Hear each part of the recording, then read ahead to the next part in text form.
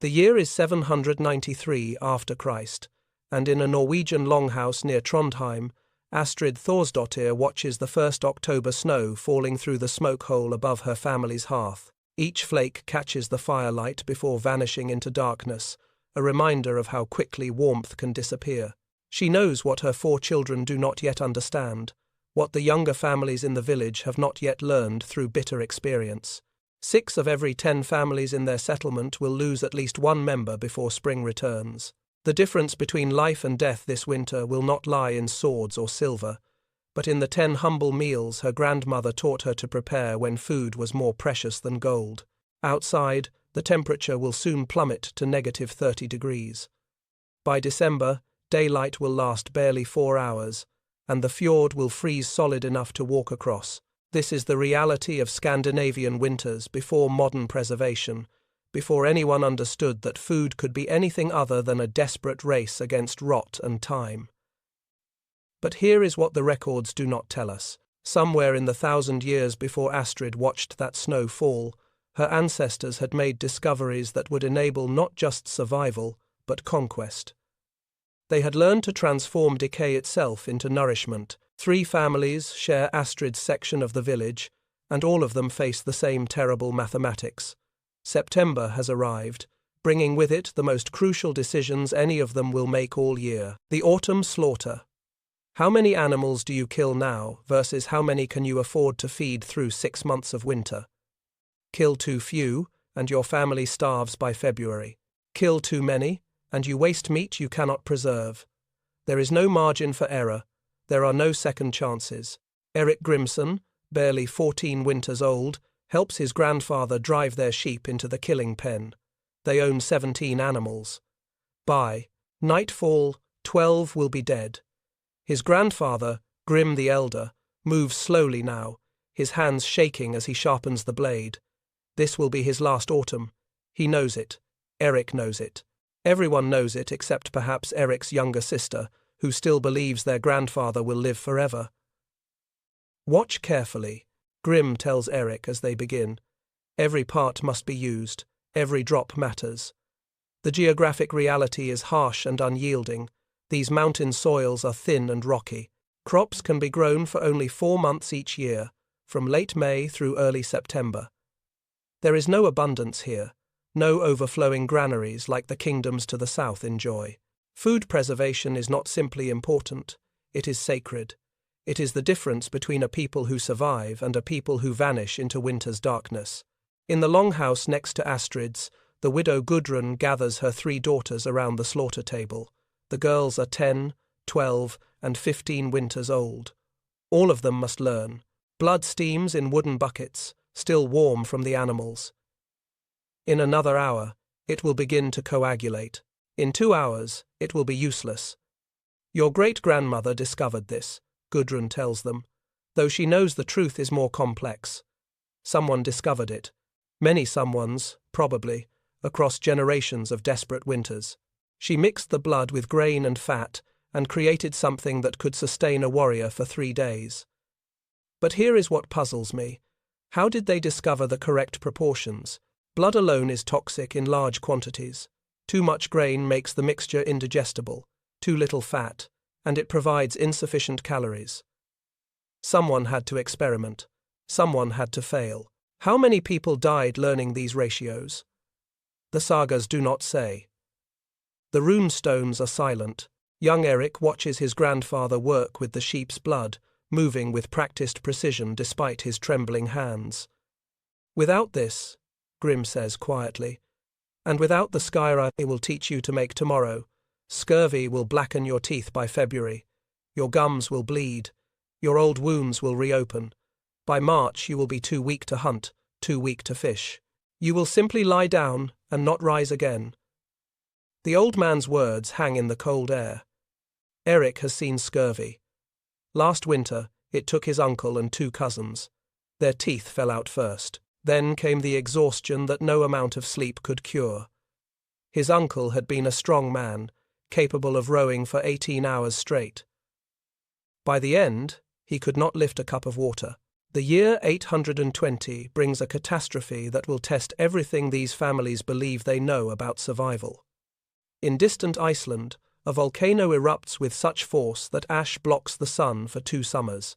Temperatures drop, crops fail across Scandinavia, the snow comes early and stays late. This is when the 10 foods transform from tradition into lifeline. Astrid's family survives that terrible time partly through luck, but mostly through knowledge. While other families exhaust their stores by January and begin eyeing their breeding animals with desperate hunger, Astrid rotates through the 10 preparations her grandmother taught her. Porridge stretched with bone broth, dried fish reconstituted in whey, fermented cabbage that somehow, inexplicably, keeps her children's teeth from loosening, blood pudding that provides strength when strength should be impossible. But 3 families in their village do not survive. 17 people in total. The Jorgensen family tries to live on barley porridge alone. By February, even though they have grain remaining, they are dying of malnutrition. The human body needs more than calories.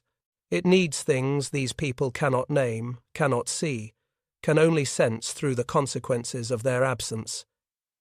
This is when Olaf the resourceful emerges. He is not a jarl, not a warrior, not a man of particular note before this winter. He is simply a farmer who understands something crucial. Individual families might fail, but a community sharing resources can endure. The killing winter of 841 will be remembered in saga and song, though the details will become mythologized beyond recognition. What actually happened is both simpler and more remarkable than the legends suggest.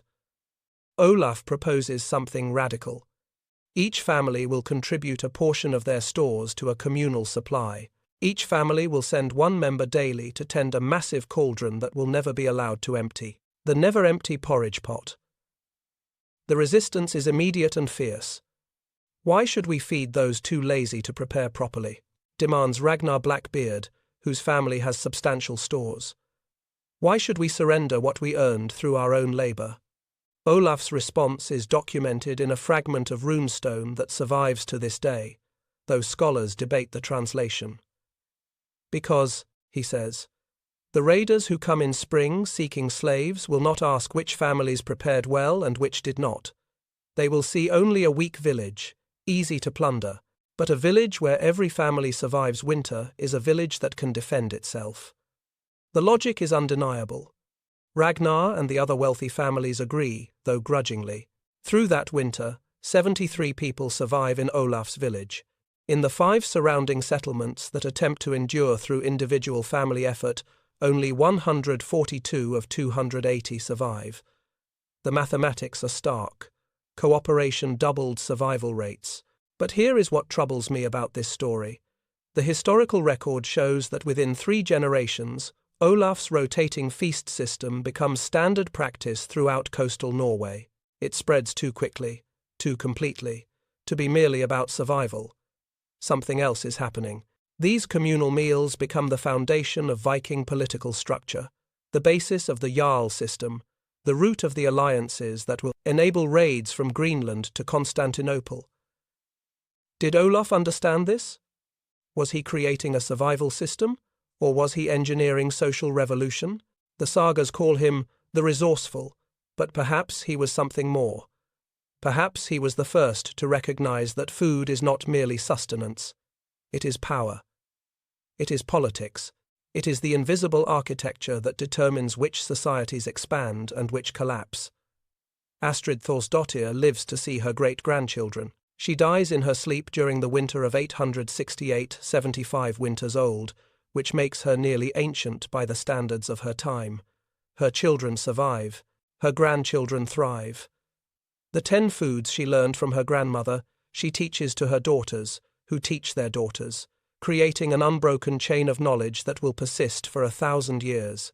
But on that October evening in 793, watching the first snow fall, she knows none of this. She knows only that winter is coming, and her family must be ready. She reaches for the barley grinding stone and begins to prepare. Dawn breaks over a thriving Viking settlement in 870 after Christ, and the smell tells you everything about how survival has transformed into something greater. Fermenting cabbage mingles with smoke from fish-drying racks. The sharp tang of skyer production drifts from the dairy house. This is not the desperate scramble of Astrid's time, 80 years past. This is mastery. The 10 essential winter foods have evolved from desperate measures into a sophisticated system that will enable Vikings to conquer from Greenland to Constantinople. In the household of Jarl Sigurd Ironarm, his wife Freydis stands before her cooking hearth as autumn light slants through the door. She is preparing the foundation of every meal, every day, for every family in Scandinavia: porridge. But to call it simply porridge misses the complexity entirely. Freydis combines barley, oats, and rye in proportions that shift daily based on what stores remain and what the coming months will demand. She adds milk when the cows are still producing, water when winter deepens, and milk becomes too precious. Today, she stirs in dried lingonberries gathered by her daughters last July. Tomorrow, she will add hazelnuts. The day after, crushed dulse seaweed brought by traders from the Western Islands. 17 variations, she tells the young bride who has come to learn. You must know 17 different ways to make this, or your husband will go mad before spring ends. This is not superstition. This is documented fact. Food monotony during the endless dark months drove men to genuine madness. The sagas record instances of violence, suicide, and inexplicable behavior during winters when families ran out of variety. The human mind needs more than calories. It needs stimulation, change, the small pleasures that make survival worth surviving for. But here is what the records do not explain. How did Freydis know 17 was the magic number? Not 15, not 20, but 17. Was this received wisdom passed down through generations, or did someone count, experimenting until they found the threshold where madness retreated? Down at the harbour, master fisherman Bjorn Whale Hunter teaches his 3 sons the art that separates competent fishermen from those whose families thrive. Preserved fish provides the protein that enables Vikings to maintain their legendary strength through winter when no fresh meat is available. But preservation is not one technique, it is 4, each suited to different fish and different purposes. Drying is the simplest. Cod, haddock, and pollock split open and hung on wooden racks, the cold autumn wind drawing moisture out over weeks until the flesh becomes hard as wood and will last for years. Bjorn's youngest son, Sten, age 9, tends these racks, rotating fish to ensure even drying, watching for the green tinge that signals rot beginning. Salting requires more resources. Salt must be traded from distant lands or laboriously extracted from seawater, but salted herring, packed in barrels, retains texture and flavour that dried fish loses. This is feast food, status food, the fisher Harel serves to demonstrate his wealth. Smoking is an art form. The wood must be chosen carefully.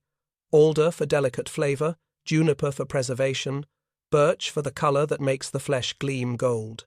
Bjorn's middle son, Harold, manages the smokehouses, maintaining fires that must never grow too hot or too cool, adjusting for wind and humidity in ways he cannot explain but simply knows. And then there is fermentation. Hakal. Greenland shark buried in sand and gravel for 12 weeks, then hung to dry for another 4 months. The process breaks down the poisonous ammonia compounds that make fresh shark toxic, transforming it into something edible, if profoundly challenging to those unaccustomed to its taste. Watch the timing, Bjorn tells his eldest son, Magnus, as they bury this year's shark. Too short, and you poison your family. Too long, and it becomes too soft, spoils instead of preserves. 12 weeks, not 11, not 13. But here is what troubles me. Who was the first person to bury a poisonous shark for 12 weeks? What led them to believe this would work? How many people died in the experiments that preceded success? The sagas are silent. The runestones offer no answers. We have the technique, perfected over generations, but the origin story is lost. In the bloodhouse, old Thora Bloodkeeper performs sacred work. Every drop of blood from the autumn slaughter must be captured, nothing wasted. She mixes blood with barley groats, chopped onions, and precious spices traded from Byzantium. Black pepper, ginger, herbs whose names have been lost. The mixture goes into cleaned intestines, tied at both ends, then boiled carefully. Blood sausage is not poverty food, though later generations will dismiss it as such. In 870, this is sacred practice.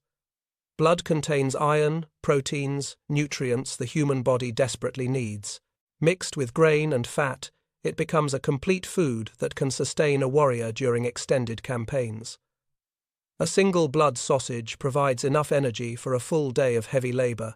Thora's granddaughter, Astrid the Younger, named for her great-great-grandmother who lived through the terrible years, watches with the focus of someone who knows lives depend on this knowledge. The spices are not for flavor, Thora explains. They are preservation. They are medicine. They are the difference between food that lasts 3 weeks and food that lasts 3 months. But modern analysis reveals something Thora could not have known. Those spices contain compounds with genuine antimicrobial properties. Somehow, through centuries of experimentation, Vikings discovered that certain rare spices extended food viability, not through magic, but through chemistry they had no words to describe. Ingvar Earth Digger has earned his name through innovation that seems obvious only in retrospect. He has spent 3 years excavating and perfecting underground storage chambers that maintain perfect temperature for root vegetables through even the harshest winters. His cellars are architectural marvels, though he would never describe them that way. They are simply holes in the ground, strategically placed, carefully constructed. 8 feet deep, he explains to the cluster of farmers who have come to learn. Deeper, and you hit permafrost.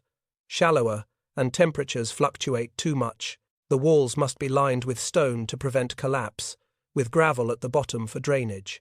The entrance faces north to minimize sun exposure. Inside these cellars, turnips, carrots, onions, and beets remain fresh for months, not preserved, not dried, actually fresh, as though autumn never ended. This changes everything. Fresh vegetables, in February, prevent scurvy more effectively than any other food except fermented cabbage. They provide psychological comfort during the darkest months. They make survival feel less like mere endurance and more like genuine living. But here is what puzzles me. Ingvar is not the first to dig storage cellars. Humans have been doing this for thousands of years. What makes his cellars different is precision, optimization, the systematic experimentation that determines 8 feet is ideal rather than 7 or 9. This is not traditional knowledge passed down through generations. This is innovation, improvement, the scientific method applied before science has a name. In the great cooking hall, Ragnhild Stonebaker works with iron griddles hot enough to make water dance. She is making flatbread, the Viking equivalent of military rations. Barley flour, water, salt. Nothing more. The dough rolled impossibly thin, cooked quickly on both sides, then stacked in neat piles that will last for months. This bread will feed raiding parties that last entire winters. It will sustain trading expeditions to Byzantium. It will enable the settlement of Iceland and Greenland. Without flatbread, Viking expansion would have been impossible. Ships could not carry enough fresh food for extended voyages. But flatbread, dense with calories and stable for months, transforms sailing from coastal hopping into true exploration. Ragnhild produces 300 pieces daily during the autumn preparation period. Her hands are scarred from burns, her shoulders powerful from the repetitive motions. She is, in her way, as crucial to Viking military success as any warrior. But the sagas will not mention her name. The hunting parties return with deer, boar, and in good years, elk. These animals cannot be preserved whole, so they become stews, slow-cooked with whatever stored vegetables remain, the meat so tender it falls from the bone. Ulfar the hunter manages this transformation, understanding that different cuts require different treatment. Tougher meat goes into the pots first, simmering for hours until edible. Choice cuts are reserved for feast days, for important guests, for moments when morale needs lifting. Adaptability, Ulfar tells his apprentices. You cannot plan for what the hunt will bring. You must know how to use whatever the forest provides. In the dairy house, Helga Milk Mother produces skyer, the fermented dairy product that prevents scurvy and maintains bone strength through winter. She adds cultures saved from last year's batch, creating an unbroken chain of fermentation that stretches back beyond memory. The process requires precise temperature control, specific timing, knowledge that cannot be written down because writing barely exists. This wisdom lives in hands, in noses that can detect when fermentation has reached the perfect stage, in eyes that recognize texture. Buttermilk is the byproduct, itself valuable, consumed fresh or used in cooking. Nothing is wasted. In a culture where survival depends on efficiency, waste is not merely discouraged. It is unthinkable. Children and elders gather dried berries and mushrooms during the brief summer months. This work seems trivial compared to the dramatic labor of slaughter and preservation. But these small foods provide crucial vitamins that prevent diseases the Vikings cannot name but recognize by their symptoms. Mushrooms dried and stored provide umami flavors that make winter porridge tolerable. Berries add vitamin C that keeps scurvy at bay. Finally, in every longhouse, bone broths simmer continuously. After the autumn slaughter, after every useful part has been claimed, the bones remain, cracked open to expose marrow, simmered for days. They release nutrients, collagen, minerals that strengthen teeth and bones. The smell of bone broth is the smell of survival, the background scent of every Viking winter. These 10 foods form a complete system. Together, they provide protein, fat, carbohydrates, vitamins, minerals, probiotics that maintain gut health through months without fresh food. Separately, any single food is insufficient. Together, they transform winter from a death sentence into merely a difficult season. But here is what strikes me most forcefully. This system was not designed. No single person sat down and calculated nutritional requirements, then developed appropriate foods. Instead, this emerged through generations of desperate experimentation, with families who chose wrong dying and families who chose right surviving to pass their knowledge forward. We are looking at evolution in action, natural selection operating on cultural knowledge rather than genetic traits. The 10 foods that built an empire were written in blood and hunger, refined through uncounted deaths, preserved through the voices of grandmothers teaching granddaughters. By 870, this knowledge has become so fundamental to Viking identity that they cannot imagine existing without it. They are correct. Without these 10 foods, there would be no Viking Age, no raids on Lindisfarne, no settlements in Iceland, no voyages to Vinland. There would only be scattered coastal communities struggling to survive each winter, unable to project power beyond their immediate shores. The foods themselves are humble: porridge, dried fish, blood sausage. But empires are not built on gold and glory alone. They are built on the unglamorous foundation of people who simply refuse to die. The Great Hall at Uppsala glows with firelight in 950. After Christ, as King Eric the Victorious hosts his winter feast. Outside, snow falls 3 feet deep. Inside, tables groan under the weight of preserved foods arranged with deliberate artistry. Smoked fish gleams golden in the torchlight. Blood sausages form geometric patterns. Wheels of hard cheese tower like fortifications. Barrels of pickled vegetables line the walls. This display is not about sustenance. This is about power. Eric understands something his rivals have been slow to grasp. In Scandinavia, military might means nothing if your people starve. Silver buys loyalty only when bellies are full. The Jarl who can guarantee his followers will survive winter commands devotion that gold alone cannot purchase. Eric has built his kingdom not on the battlefield but in the storage cellars. Not with swords, but with sauerkraut. 3 days' journey south, Jarl Hakon of Trondheim sits in his own hall, contemplating the same mathematics of power. He has spent the past decade building a system of food taxation and redistribution that creates bonds stronger than blood oaths. Every family under his protection surrenders 10% of their autumn stores. In return, Hakon guarantees that no one will starve. The poorest widow receives the same protection as the wealthiest farmer. They call you Soft, his war chief, Orm tells him. They say you give away what warriors have earned. Hakon's response is documented in a fragment of skald poetry that survives in Icelandic manuscripts. Show me the warrior who can fight when his children are dying.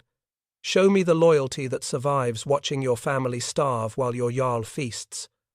I do not give away power. I invest it. The results speak louder than poetry. Hakon's territory expands not through conquest but through voluntary allegiance. Families from neighboring regions migrate to his lands, accepting his taxation in exchange for his guarantee. Within 5 years, his population doubles. Within 10, he commands a force that rivals the king's own. But his rival, Thorstein Shipbreast, sees opportunity in Hakon's dependence on the food system. If Hakon's power derives from feeding his people, then disrupting that food supply destroys his power at the root. Thorstein begins a campaign of strategic disruption that demonstrates how food preservation has become military strategy. Salt is the first target. Salt from France and England preserves herring, cod, and meat through winter. Without salt, preservation options narrow dramatically. Thorstein uses his fleet to raid salt trading ships, capturing cargoes before they reach Hakon's territory. Within 2 seasons, salt prices quadruple. Families who depend on salted fish face genuine hardship. But here is what Thorstein fails to understand. Hakon's system is resilient precisely because it is communal. When salt becomes scarce, Hakon's food masters shift to fermentation and smoking, techniques that require less salt or none at all. They teach families to dry more fish, to increase sauerkraut production, to make blood sausages with alternative preservation methods. The disruption hurts, but it does not break the system. Meanwhile, 3 days' journey west, a different kind of leader is demonstrating a different kind of power. Aud the Deep-Minded is a female chieftain, a rarity in Viking culture, though not as rare as later centuries will believe. Her authority derives not from military prowess but from knowledge. She controls the fermentation secrets that neighboring clans desperately need. Aud's grandmother discovered that adding specific wild herbs to cabbage fermentation prevented spoilage and created flavors that made the food actually desirable rather than merely tolerable. She learned that skyer production could be optimized with carefully controlled temperatures and specific bacterial cultures saved from season to season. Most importantly, she developed a method for preserving eggs through winter, coating them in a mixture of ash and fat that kept them fresh for months. These techniques are not written down, they cannot be stolen, they can only be learned through apprenticeship, and Aud controls who learns. She selects girls from allied families, teaches them the secrets, and binds those families to her through the unbreakable logic of mutual dependence. You cannot raid someone whose knowledge keeps your children alive. You think me weak, because I do not lead raids, she tells a visiting jarl who has come seeking her daughter's hand in marriage. But every family within 3 days' journey depends on techniques my women teach. Who has more power? The warrior who can burn a village, or the woman who can save it from starvation? The Great Famine Winter of 976 tests every assumption about power, survival, and social structure.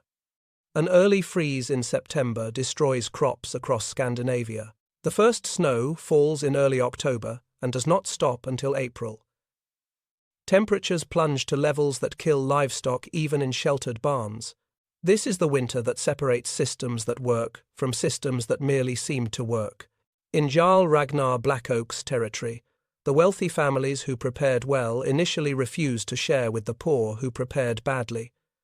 Why should I feed those too lazy to plan ahead? Ragnar demands, echoing the same argument heard 80 years earlier when Olaf the Resourceful first proposed communal storage. By January, Ragnar's territory is in chaos. Starving families attempt to steal from the well-supplied. The well-supplied respond with violence. Ragnar deploys warriors to protect food stores, but warriors need feeding too, and resentment builds among those who watch guards eating while children starve. When spring finally arrives, Ragnar's population has dropped by 40%, and the survivors hate him with intensity that makes governing impossible. In Hakon's territory, the communal system strains but holds. The food taxation he implemented means that even in this terrible year, Resources are distributed. No one eats well, but everyone eats. The difference is stark. Hakon's population drops by 15%, primarily the very old and very young who would have been vulnerable regardless. The survivors emerge with loyalty strengthened rather than shattered. But here is what troubles me about these records. The numbers seem too convenient. The moral lessons too clear. Did chroniclers adjust the figures to make the point more obvious? Or did the communal system truly work this much better? We are reading histories written generations later by people who want to teach lessons about cooperation and foresight. How much truth has been shaped to fit the message? Still, something dramatic happens this winter. A man named Gunnar the Generous, Jarl of a small coastal settlement, makes a decision that will ripple through generations. His people have stores sufficient to survive. The neighboring settlement has nothing. Their autumn harvest was destroyed by early frost, and they face genuine starvation. Gunnar's advisors argue strenuously against sharing. We have enough only for ourselves. To divide our stores is to condemn both settlements. But Gunnar sees further. If our neighbors starve, who will fish these waters next season? Who will crew the trading ships? Who will stand with us when raiders come? We are not giving away food. We are investing in survival for all of us. He divides his stores, teaching the neighboring families advanced preservation techniques they somehow lacked. In exchange, Irish slaves in that settlement teach Gunnar's people fishing methods brought from their homeland, techniques for catching cod in deeper waters during winter months. Both settlements survive. The alliance forged in hunger lasts for 6 generations. When Gunnar's great-great-grandson leads the settlement of the Orkney Islands, families from that neighboring settlement form the core of his expedition. The investment of food stores in 976 yields returns for more than a century. This pattern repeats throughout Scandinavia. Food knowledge becomes cultural currency, traded and shared in ways that create lasting political structures. Trade expeditions to Byzantium and Baghdad are not seeking only silk and silver, they are seeking new preservation techniques, spices that extend food viability, methods for storing unfamiliar foods encountered in distant lands. A merchant named Olaf Silvertongue returns from Constantinople with knowledge of salt-curing techniques that preserve meat better than anything Vikings have previously known. He also brings news of ice houses, underground chambers where ice harvested in winter keeps food cool through summer. The concept seems impossible in Scandinavia's harsh climate, but experiments prove successful in the far north, where permafrost provides natural refrigeration. Military campaigns become exercises in food logistics. The 911 siege of Paris succeeds partly because Viking forces arrive with 6 months of provisions while defending Franks expected a brief encounter. The Vikings can wait, the Franks cannot. The siege becomes a negotiation over food supply as much as military strength. Ship design evolves to accommodate food storage requirements. Nars, the cargo vessels that enable Viking trade dominance, feature special compartments for dried fish sealed against moisture, grain containers designed to prevent rat infestation, and cool storage areas for fermented foods that spoil in heat. A ship captain's reputation depends as much on arriving with intact provisions as on navigating successfully. Settlement patterns are determined entirely by food security. New colonies are established only where familiar foods can be produced or imported reliably. Iceland succeeds as a settlement because cod fishing grounds prove extraordinarily productive, and sheep thrive on the rough pasture. Greenland barely survives because food production remains marginal, dependent on fragile trade networks. When those networks falter in the 1300s, the colony dies. But here is what the sagas will not tell you directly, what you must read between the lines to understand. Food control is social control. The families who master preservation techniques gain power. The jarls who guarantee food security command loyalty. The merchants who trade in spices and salt accumulate wealth. The women who hold fermentation knowledge wield influence that transcends their formal status. At Uppsala, King Eric the Victorious finishes his feast by making an announcement that seems trivial but is profoundly calculated. He is establishing a royal position, master of the king's stores, This person will oversee food preservation across the kingdom, standardized techniques, ensure that no region starves while another has surplus. The position goes to a woman, Sigrid the Wise, renowned for preservation knowledge that rivals awed the deep-minded. This is not progressive politics. This is practical recognition of where real power lies. Eric understands that controlling the food system means controlling the kingdom. Let other kings boast of gold, he tells his assembled jarls. Let them display captured weapons and enslaved enemies. I will display full storage cellars and healthy people. That is victory that lasts. The hall erupts in approval, not because the words are beautiful, but because everyone present has lived through hungry winters. They know Eric is right. They know that food is power in ways that swords can never be. Outside, snow continues falling. Inside, the feast continues. And somewhere in the margins of history, in the unrecorded decisions of countless families, the 10 foods that built an empire continue their quiet work of transforming survival into civilization. 1,000 years pass in a heartbeat. We transition from a Viking longhouse in 1066 after Christ, where Astrid Eriksdottir V prepares blood pudding using her great-grandmother's method, to a modern Stockholm kitchen in 2025, where Helena Andersson teaches her daughter the same recipe that has passed through 40 generations. The ingredients have not changed: pig's blood, barley groats, onions, spices. But everything else has transformed utterly. Helena's kitchen contains a a refrigerator that maintains perfect temperature year-round. Her freezer preserves food indefinitely. The supermarket 3 blocks away never closes, stocked with produce from 6 continents. Her daughter, Maya, age 12, has never experienced genuine hunger, never faced a winter where survival was uncertain. Yet here they stand, mixing blood and grain by hand, perpetuating a tradition that began when such work meant the difference between life and death. Why do we still do this? Maya asks. Not for the first time. We can buy everything at the store. Helena's answer is the same her mother gave her, and her grandmother before that, stretching back through the centuries. Because honoring ancestors means preserving their wisdom alongside their recipes. But here is what troubles me about this answer. Is it true, or is it convenient mythology, a story we tell to make tradition feel meaningful? These foods evolved from desperate necessity, refined through generations of hunger. What happens when necessity vanishes but the foods remain? The story of how Viking survival foods transformed into cherished cultural identity is neither simple nor inevitable. Multiple times, these traditions came close to extinction. Each survival required deliberate choice, resistance against pressure to modernize, abandon, forget. The Lutheran Reformation of the 1500s brings the first great threat. Protestant authorities view many traditional practices as dangerously pagan. Blood pudding particularly troubles them. The symbolism is too obvious, too reminiscent of pre-Christian sacrifice.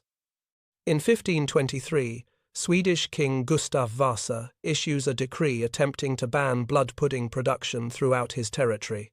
The resistance is immediate and absolute. Peasant communities simply ignore the decree. When authorities attempt enforcement, they face coordinated refusal. Women hide blood-making materials. Men claim ignorance of their wives' activities. Children, usually talkative, suddenly remember nothing about family food preparation. Gustav Vasa is a practical man. Within 2 years, he quietly allows the decree to lapse, unmentioned and unenforced. The lesson is clear: you cannot legislate away food traditions that are woven into cultural identity. But here is what the official records do not capture. How many families stopped making blood pudding during those 2 years? How much knowledge was lost among those who feared punishment more than they valued tradition? The 1800s bring industrialization, canning, and the first real possibility that traditional preservation might become obsolete. Why ferment cabbage when canned vegetables are available year-round? Why dry fish when canned sardines are cheaper and more convenient? Why make blood sausage when butcher shops sell commercial products? In cities, Traditional methods decline rapidly. Urban Norwegians, Swedes, and Danes embrace modern convenience. By 1870, fewer than 30% of Stockholm households still ferment their own cabbage. By 1900, the number drops to 15%. But rural communities hold firm, partly from economic necessity, as modern products reach remote areas slowly and expensively, partly from stubborn conservatism, but mostly, I suspect, from recognition that something important lives in these old methods, something that canned goods cannot replicate. Refrigeration arrives in the 1920s and threatens to complete what canning began. Why preserve fish when fresh fish stays fresh indefinitely? The logic seems unassailable, yet Norwegians continue fermenting fish in traditional ways, insisting that lutefisk made with modern shortcuts lacks the complex flavors developed through ancient methods. Scientific analysis decades later will prove them right. Traditional fermentation creates flavor compounds that cannot be replicated through shortcuts. The bacterial cultures passed down through generations produce results meaningfully different from commercial starters. The Vikings did not understand the chemistry, but they understood the taste, and that knowledge persisted. Immigrant communities carry these traditions to America, Canada, Iceland, in the Faroe Islands, adapting recipes to new environments while maintaining essential techniques. The story of Olaf Peterson illustrates both the challenges and the determination involved. Peterson emigrates from Norway to Minnesota in 1892, settling in a community of Scandinavian immigrants. He brings with him knowledge of traditional preservation, including lutefisk preparation. His neighbors are enthusiastic. Fresh cod is unavailable, but dried cod can be imported, and the lye needed for traditional preparation is readily available. In 1895, Peterson opens what becomes America's first lutefisk restaurant in Minneapolis. The business struggles initially. Second-generation immigrants, eager to assimilate, view traditional foods as embarrassingly old-fashioned. But third-generation immigrants, secure in their American identity, become curious about their heritage. By 1910, Peterson's restaurant is thriving, and lutefisk has become a symbol of Norwegian-American ethnic pride rather than a survival necessity. But here is what strikes me about this transformation. Food that was eaten for survival becomes food eaten for identity. The meaning inverts completely. Vikings ate lutefisk because winter left no choice. Norwegian Americans eat lutefisk to declare connection to ancestors who ate it from necessity. The same food, the same preparation, but entirely different significance. This pattern repeats throughout Scandinavian diaspora communities. Foods that were humble, practical, unglamorous, become treasured markers of heritage. Church basements in Wisconsin host blood pudding dinners. Community centers in Alberta teach skyr-making classes. The foods survive not because they are needed, but because they are meaningful. The mid-20th century brings a different kind of threat. Post-war prosperity and globalization make every cuisine available everywhere. Why eat fermented shark when you can have pizza, tacos, sushi? Scandinavian youth embrace international foods enthusiastically. Traditional preservation methods seem quaint at best, primitive at worst. By 1970, it appears that Viking food traditions will survive only as museum curiosities and ethnic festival performances. Urban Scandinavians eat like urban Europeans everywhere. Convenience foods, international cuisine, nothing that requires months of preparation or challenging flavors. Then something unexpected happens. The same globalization that threatened these traditions creates conditions for their revival. Modern Nordic cuisine emerges in the late 1990s and early 2000s, with chefs like René Redzepi in Copenhagen deliberately returning to traditional ingredients and methods. Noma, Redzepi's restaurant, opens in 2003 and becomes one of the world's most influential dining establishments. The menu features fermented vegetables, dried fish, wild game, foraged herbs, and other ingredients Vikings would recognize. But preparation reaches levels of sophistication no Viking could have imagined. Blood pudding becomes haute cuisine. Hakal appears on tasting menus. Techniques developed from desperate necessity are elevated to art. Stockholm's Gastrologic, founded in 2005, follows similar philosophy. The restaurant sources ingredients from traditional producers, uses preservation methods passed down through generations, and creates dishes that honor heritage while pushing boundaries. A reservation requires months of advance planning and costs more than a Viking family spent on food in a year. This might seem like appropriation, tradition exploited for profit, but the effect is different. Young Scandinavians who dismissed their grandparents' foods as backwards suddenly become curious. If Michelin-starred chefs value these techniques, perhaps they contain wisdom worth preserving. Fermentation workshops appear in Oslo, traditional preservation classes fill immediately. Urban dwellers seek out their grandmothers, asking for recipes they previously ignored. But here is what troubles me about this revival. Is it genuine preservation or is it performance? When Helena teaches Maya to make blood pudding, are they maintaining an unbroken tradition or reconstructing something already lost? The line between authentic tradition and nostalgic recreation is not always clear. Climate change and supply chain disruptions make food security newly relevant in ways that echo Viking concerns. The COVID-19 pandemic of 2020 demonstrates how fragile modern food systems can be. Empty supermarket shelves remind people that abundance is not guaranteed. Suddenly, knowing how to preserve food feels practical rather than quaint. Swedish schools now mandate lessons in traditional preservation, not as cultural heritage, but as life skills. Students learn fermentation, drying, root cellar construction. The curriculum explicitly connects these methods to sustainability and resilience. Viking techniques are reframed as solutions to contemporary problems. Climate activists embrace traditional Nordic foods as low-impact alternatives to industrial agriculture. Fermented cabbage requires no refrigeration. Dried fish needs no freezing. Root cellars use no electricity. Blood pudding wastes nothing. These foods, developed centuries before anyone conceived of carbon footprints, happen to align perfectly with modern environmental values. In Helena's Stockholm apartment, she and Maya finish preparing their blood pudding. They will not eat it for survival. They do not face a winter where this food means life or death. But they are connecting themselves to 40 generations of women who stood in different kitchens, mixing the same ingredients, passing forward knowledge that refused to die. Your great-great-great-grandmother, so many greats back we have lost count, made this recipe when winters meant death, Helena tells Maya. She taught her daughter, who taught her daughter, and on through the generations until it reached me, and now you. Maya stirs the mixture, feeling the texture change as blood and grain combine. She will probably never need this skill for survival, but she will teach it to her daughter anyway, if she has one. Not from necessity, but from choice. That choice, I think, matters more than we might assume.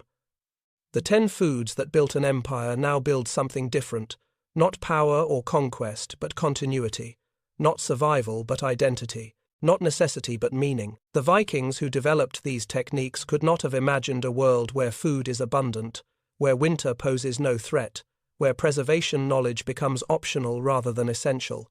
Yet here we are, in that impossible world, still making their recipes, still fermenting cabbage and drying fish and mixing blood with grain, still teaching children techniques developed in longhouses heated by single fires.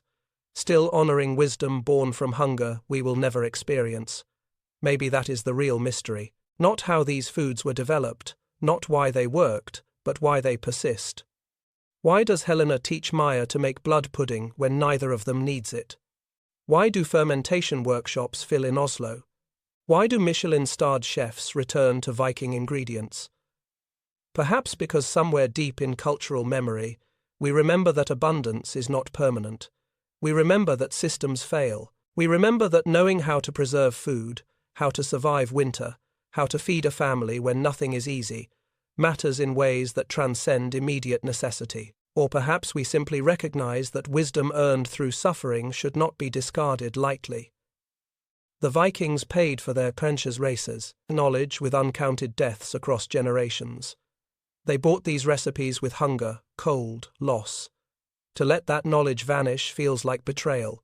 Helena and Maya finish their blood pudding. They will serve it at a family dinner next week, alongside modern dishes their ancestors never imagined. The old and new will sit together on the same table, connected through the unbroken chain of hands that mixed blood and grain across 1,000 years. Outside Helena's window, Stockholm glitters with electric light. Snow falls gently, beautiful rather than threatening. Winter no longer means death, but the foods that once prevented death remain, transformed from necessity into heritage, from survival into sacred tradition. And that transformation, from humble survival to cherished identity, might be the most remarkable journey of all.